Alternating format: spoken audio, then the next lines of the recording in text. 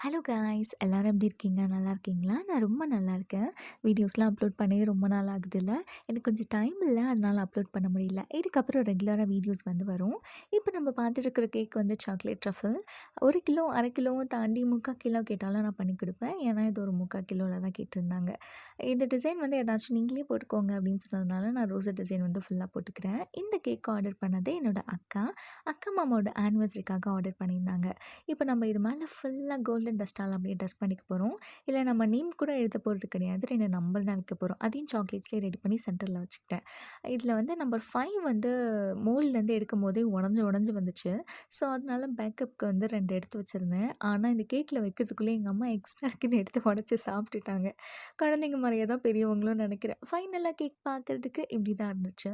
அவங்களுக்கு ரொம்ப பிடிச்சிருந்துச்சு. நான் ஹாப்பி ஆனிவர்சரி டாப்பர்ஸும் கொடுத்துருந்தேன். உங்களுக்கு பிடிச்சிருந்தா லைக் பண்ணுங்கள், கமெண்ட் பண்ணுங்கள், ஷேர் பண்ணுங்கள். பாய்.